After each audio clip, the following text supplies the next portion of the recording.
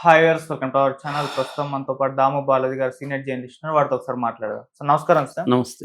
Sir, Pawan Kalyan గారు security విషయంలో కాస్త గందరగోళంగా అయితే ఉంది సార్. నిన్న మొత్తం కూడా ఆయన ఇంటి పైన డ్రోన్స్ తిరిగాయి అని చెప్పేసి అంటున్నారు. సో ఆయన్ని చంపడానికి ప్రయత్నించారని చెప్పేసి వార్తలు అయితే వైరల్ అవుతున్నాయి సార్. అంటే గతంలో కూడా మనం చూసాం, ఆ పవన్ కళ్యాణ్ గారికి డెత్ థ్రెటనింగ్ రావడం, మొన్న సెక్యూరిటీ కూడా ఎవరు నకిలీ ఎస్ఐ రావడం, ఇటువంటివన్నీ కూడా కంటిన్యూస్ గా జరగడం చూస్తున్నాం సార్. దీని పట్ల అంటే ఎందుకు ఈ విధంగా కంటిన్యూగా పవన్ కళ్యాణ్ గారి సెక్యూరిటీ విషయంలో ఈ విధంగా జరుగుతుంది? మరి నిన్న డ్రోన్స్ అవి ఎవరికి సార్?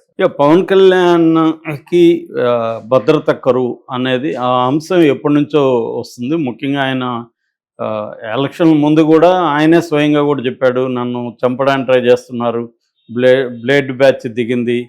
ఇవన్నీ కూడా ఆయన గతంలో కూడా చెప్పారు, నా మీద అటాక్ జరిగే అవకాశం ఉంది, ఇవన్నీ ఆయన చెప్తూ ఉన్నాడు. అవును. కాకపోతే ఎవరు చేసే అవకాశం ఉందనేది చెప్పలేదు. గతంలో ఆయన చెప్పిన ఉద్దేశం మనకేం కనబడుతుంది అంటే వైసీపీ వాళ్ళ నుంచి థ్రెట్ ఉన్నట్టుగా కనబడుతుంది. ఎందుకంటే పవన్ కళ్యాణ్ వ్యక్తి లేకపోతే తెలుగుదేశం సొంతంగా గెలిచే పరిస్థితి లేదు.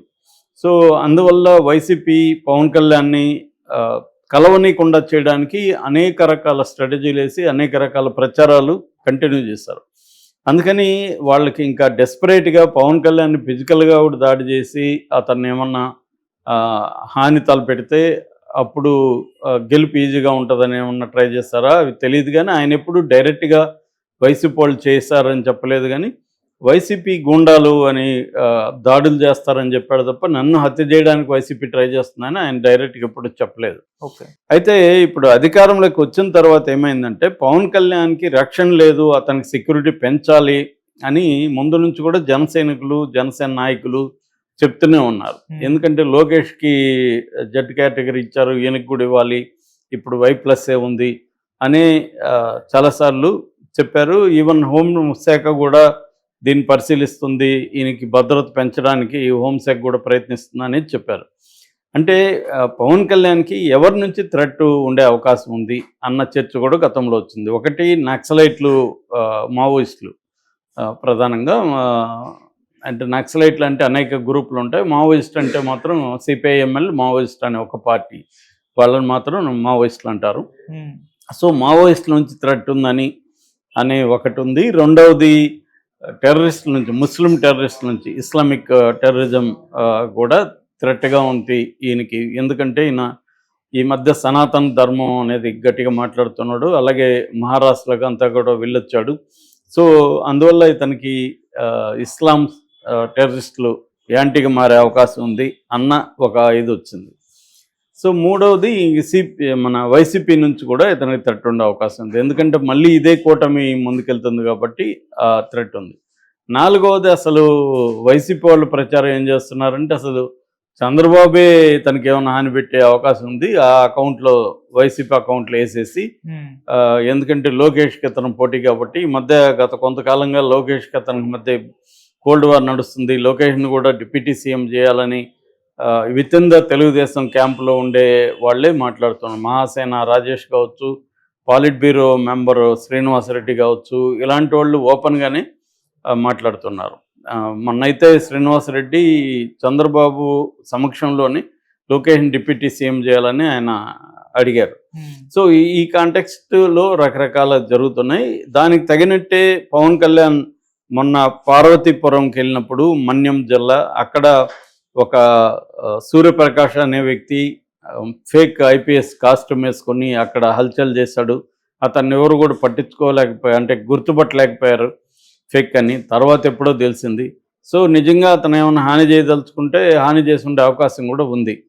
సో అది ఎలా సాధ్యమైంది అంటే ఇంత భద్రత ఇవన్నీ చెప్తున్న వాళ్ళు ఒక డిప్యూటీ సీఎం కాన్వాయ్లోకి ఎట్లా ఒక ఫేక్ IPS వచ్చాడు? దీని మీద ఇప్పటివరకు ఏమీ అనౌన్స్మెంట్ కూడా లేదు. విచారణ జరిపిస్తున్న అదంతా అనిత చెప్పింది తప్ప దీని మీద ఏమీ ప్రజలకి ఏం చెప్పాలనేది వాళ్ళు ఇప్పటికి కూడా చెప్పలేదు. ఇక రెండవది, మొన్న బుక్ ఎగ్జిబిషన్కి ఇనాగ్రేషన్కి వెళ్ళాడు విజయవాడలో. ఆ టైంలో పవన్ కళ్యాణ్ వెళ్ళినప్పుడే పవర్ పోయింది. అది కూడా జన సైనికుల్ని కలవరపరిచింది. ఎందుకు దీని వెనక కూడా కుట్ర ఉందా, పవర్ ఎందుకు పోయింది ఈ టైంలో, కరెక్ట్గా ఆయన వచ్చి ఇనాగ్రేట్ చేసేటప్పుడే పవర్ ఎందుకు పోయింది అనేది ఒక ఇది వచ్చింది. ఇప్పుడు రీసెంట్గా నిన్న మంగళగిరి ఆయన క్యాంప్ ఆఫీసు, అక్కడే రెసిడెన్స్ కూడా అక్కడ డ్రోన్స్ ఒక 2 డ్రోన్స్ ఆ ఇంటి మీద ఎగిరాయని చెప్పి జనసేన నాయకులు చెప్పారు. ఇమ్మీడియట్గా డీజీపీకి, గుంటూరు ఎస్పీకి, కలెక్టర్కు వాళ్ళు చెప్పారు. ఒక టీము వచ్చి మొత్తం పరిశీలించారు.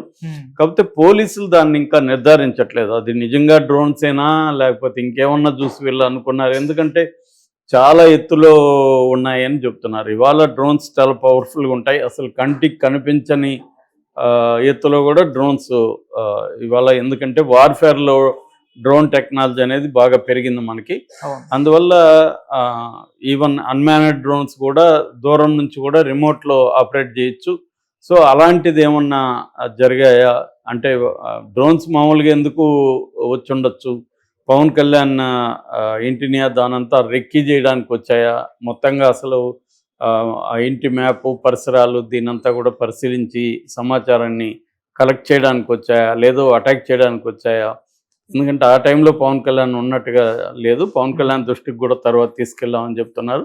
ఏదేమైనా పోలీసులు దీని మీద అయితే దృష్టి సారించారు.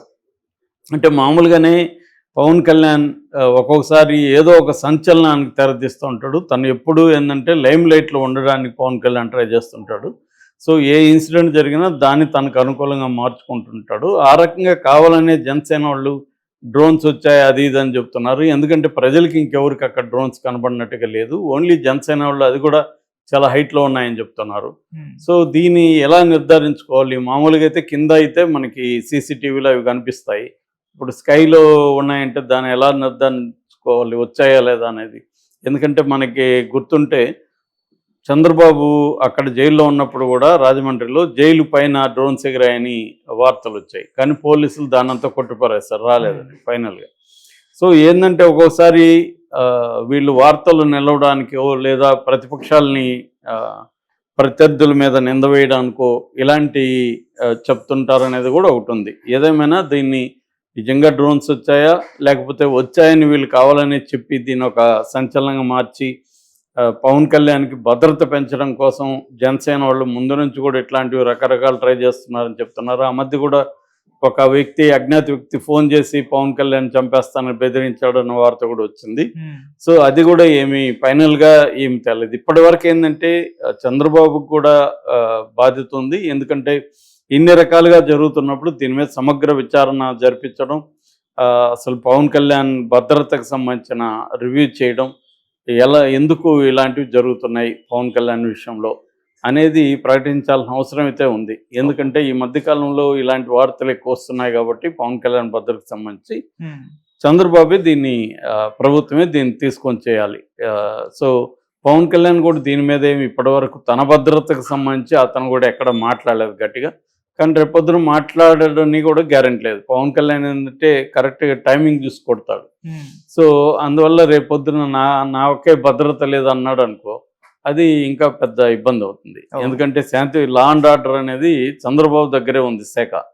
ఆల్రెడీ ఆయన గతంలో అనిత మీద కూడా ఆయన గట్టిగానే మాట్లాడాడు హోమ్ శాఖ మీద.